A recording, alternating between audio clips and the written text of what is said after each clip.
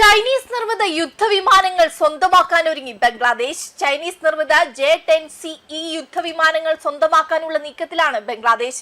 യുദ്ധരംഗത്ത് ഈ വിമാനങ്ങൾ മികച്ച രീതിയിൽ പ്രവർത്തിച്ചുവെന്ന വിലയിരുത്തലിന്റെ അടിസ്ഥാനത്തിലാണ് പുതിയ പ്രതിരോധ കരാറിനായുള്ള കരട് തയ്യാറാക്കിയെന്ന് ബംഗ്ലാദേശ് പ്രധാനമന്ത്രിയുടെ നയതന്ത്ര ഉപദേഷ്ടാവ് സാഹിദ് ഉർ റഹ്മാൻ അറിയിച്ചു. കഴിഞ്ഞ വർഷം മെയ് മാസത്തിൽ ഇന്ത്യയും പാകിസ്ഥാനും തമ്മിലുണ്ടായ സൈനിക സംഘർഷത്തിനിടയിൽ പാകിസ്ഥാൻ വ്യോമസേന ഉപയോഗിച്ച ചൈനീസ് J-10 വിമാനങ്ങൾ ഇന്ത്യയുടെ പ്രശസ്തമായ റഫാൽ യുദ്ധവിമാനങ്ങളെ വെടിവെച്ചിട്ടതായി ധാക്ക അവകാശപ്പെടുന്നുണ്ട്.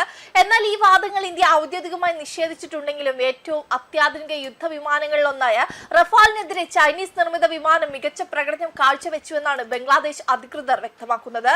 റഫാലിനെയും യൂറോഫൈറ്റർ ടൈഫ്യൂണിനെയും ഉപേക്ഷിച്ച് J-10CE വിമാനങ്ങൾ ചെലവ് കുറവാണെന്നതും ബംഗ്ലാദേശിന് അനുകൂല ഘടകമാണ്. നിലവിൽ ചൈനയ്ക്ക് പുറമെ പാകിസ്ഥാൻ മാത്രമാണ് ഈ J-10 വിമാനങ്ങൾ ഉപയോഗിക്കുന്ന ഏക വിദേശ രാജ്യം. ബംഗ്ലാദേശിന്റെ പുതിയ പ്രധാനമന്ത്രി താരിഖ് റഹ്മാൻ അധികാരമേറ്റതിനു ശേഷം ബീജിംഗുമായി ശക്തമായ പ്രതിരോധ ബന്ധമാണ് തുടരുന്നത്. ഈ യുദ്ധവിമാനങ്ങളുടെ വാങ്ങൽ യാഥാർത്ഥ്യമായാൽ അത് സമീപകാലത്ത് ബംഗ്ലാദേശ് നടത്തുന്ന ഏറ്റവും വലിയ പ്രതിരോധ ഇടപാടുകളിൽ ഒന്നായി മാറും.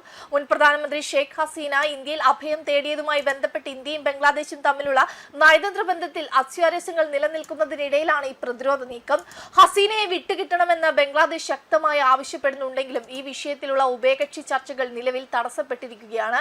ഇതിനിടയിലാണ് ബംഗ്ലാദേശ് ചൈനയുമായുള്ള സൈനിക സഹകരണം കൂടുതൽ ശക്തമാക്കുന്നത്. അതേസമയം 2006 ചൈന ബംഗ്ലാദേശിന്റെ ഏറ്റവും വലിയ വ്യാപാര പങ്കാളിയായി ഉയർന്നു വന്നതിനു ശേഷം ബംഗ്ലാദേശ് ചൈന ബന്ധങ്ങൾ വളരെയധികം സൂക്ഷ്മ പരിശോധനയ്ക്ക് വിധേയമാക്കിയിട്ടുണ്ട്.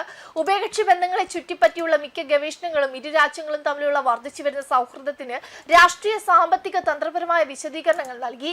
പലപ്പോഴും പ്രാദേശിക ആഗോള വീക്ഷണ കോണുകളിൽ നിന്ന് ബന്ധത്തിന്റെ സ്വഭാവം വികസിപ്പിക്കുന്നതിൽ ഈ പഠനങ്ങൾ പരാജയപ്പെട്ടു. ഇവർ തമ്മിൽ ദീർഘകാലത്തെ തന്ത്രപ്രധാനവും സാമ്പത്തികവുമായ ഉഭയകക്ഷി ബന്ധമാണുള്ളത്. 1975 ഒക്ടോബറിൽ ഔദ്യോഗികമായി നയതന്ത്ര ബന്ധം സ്ഥാപിച്ച ഇരു രാജ്യങ്ങളും നിലവിൽ താരിഖ് റഹ്മാന്റെ നേതൃത്വത്തിലുള്ള പുതിയ ബംഗ്ലാദേശ് ഗവൺമെന്റിന്റെ കീഴിൽ ബന്ധം കൂടുതൽ ശക്തമാക്കി മുന്നോട്ട് പോകുന്നു. ചൈനീസ് പ്രസിഡന്റ് ഷീ ജിൻപിങ് ബംഗ്ലാദേശിന്റെ പുതിയ പ്രസിഡന്റ് മിർസ ഫഖ്റുൽ ഇസ്ലാം ആലംഗീറിനെ അഭിനന്ദിക്കുന്നതും ഉഭയകക്ഷി സഹകരണം പുതിയ ഘട്ടത്തിലേക്ക് ഉയർത്താൻ താൽപര്യപ്പെടുകയും ചെയ്തിരുന്നു. കൂടാതെ ബംഗ്ലാദേശിന് ഏറ്റവും കൂടുതൽ ആയുധങ്ങൾ വിതരണം ചെയ്യുന്ന രാജ്യം ചൈനയാണ്.